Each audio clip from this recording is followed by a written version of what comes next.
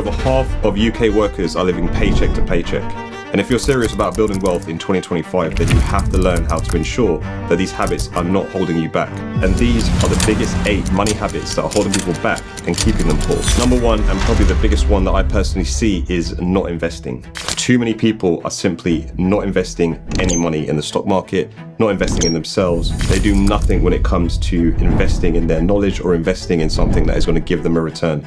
And that, I believe, is the biggest problem that we have, and that is the biggest thing that keeps a lot of people poor. Now, if you think about it, your job is only going to be able to give you a salary, and it's never going to be able to make you rich or build real wealth. You have to invest that money and use that money to multiply. Now, there's a very few percent of people here in the UK that earn ridiculous amounts of money that enable them to live the life that they want to. For the majority of us, we are going to need to invest our money in a vehicle that multiplies it and enables us to make enough money that we can actually live a comfortable life off. And just going back to investing, I've got a few videos on how to invest in the stock market, but one of the biggest vehicles that we have when it comes to investing is the Stocks and Shares ISA.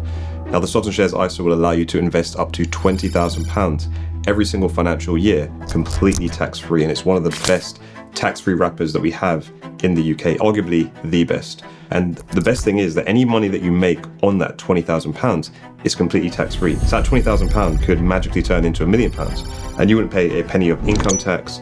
There's no withdrawal tax, and you wouldn't pay any penalties on the money that you've made. So by not investing and not utilizing this tax-free benefit, you are already setting yourself back. Now, the next one is one that you probably haven't heard before, and that is eating out. Eating out or ordering takeaway. Now, we live in the convenience era, and it's never been easier to get food delivered to your house. And a lot of people do not realize or appreciate how much money they're spending just simply on eating out. Now, many people are questioning why they can't afford to get on the property ladder, why they don't have any money left over at the end of the month. And honestly, if you comb through your statements, I bet you spend an absolute fortune on either eating out or ordering takeaway in. Honestly, sometimes it's too tempting, and I've been guilty of this. I've spent upwards of £200 a month on takeout food, just because I'm lazy, just because I didn't want to cook, and just because it was convenient. But I fell into that trap, and I bet anyone watching this has also fallen into that trap. So just be aware of what you're spending on, keep tabs on how much you're eating out, how much you're delivering in, and just be aware that that habit of constantly ordering takeout food could be the thing that's holding you back from building real wealth. Now, number 3 is keeping up with the Joneses. Keeping up with having the latest car, having the latest phone, having the latest laptop, having the latest clothes. It is a big one. Now, a lot of us do fall into this category of succumbing to peer pressure, and we want to have social recognition. We want to be respected, and a lot of us feel that that is done through having the latest things. So our neighbor gets a 2025 plate car. We then have to get a 2025 plate car. Or a friend of ours gets an iPhone 17 Pro. Now all of a sudden we've got an iPhone 13, but we feel the need to upgrade because our friends and family have the latest items, and we don't want to be seen as falling behind or not being able to afford the latest things. A lot of this is societal pressure, and I'll be honest with you guys, most people do not care where you're at in life. Most people do not care about the things that you have, and a lot of times you think that these people care about you, but they do not. They have their own problems, they have their own lives. Having the latest things and just trying to be ahead of everyone else is a massive barrier to building any serious wealth. And I know so many people who have got things that they don't really require, and it keeps them poor. They have the latest things and you think their life is incredible, when really it's a completely different story. Now, number 4 really is an extension of number 3, and that is monthly car finance.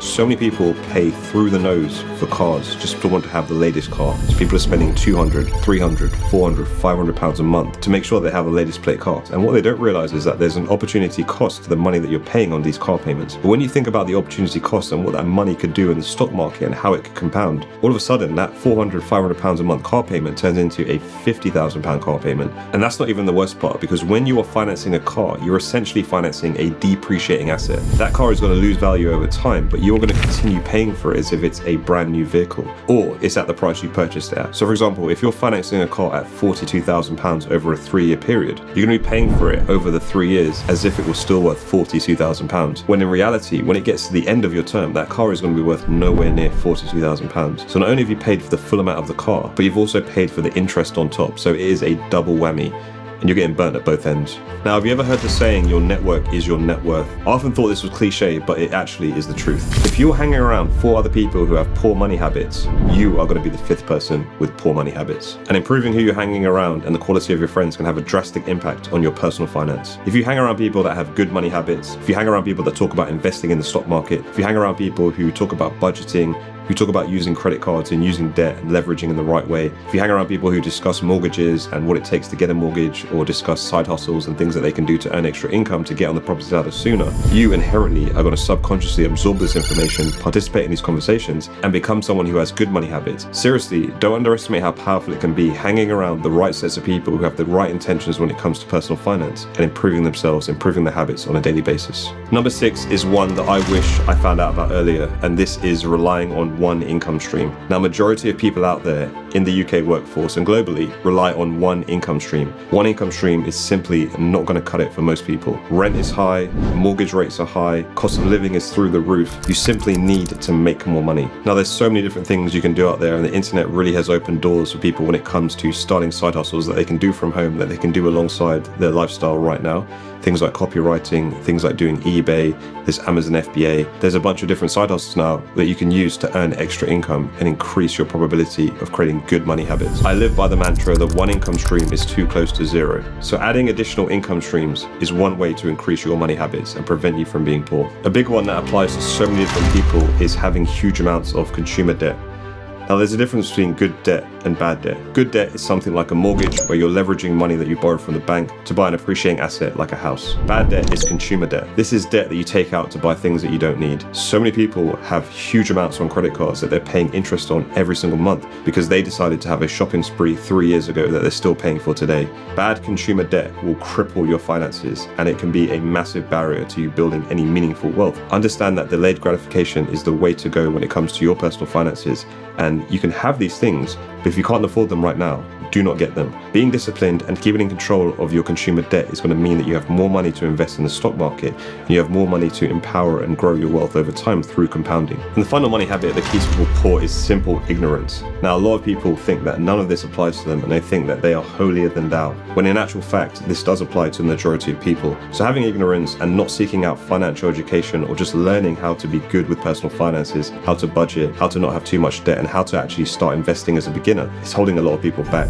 And understand that you do not know everything. Now, empowering yourself through personal finances, learning about good money habits, compounding, and how to actually build real wealth can set you apart from your peers and accelerate your wealth building journey. So don't be ignorant to this. Understand that you have changes to make if this applies to you. Understand that it's actually not that hard. A lot of the financial education you need nowadays is on platforms like YouTube, and you can do a simple YouTube search and find most of what you need. Thanks for watching this video. I hope you found it helpful. Now, if you like this video, you might like this other one I made on my personal investing strategy. It's a little bit different from everyone else's, and I think you'll like it.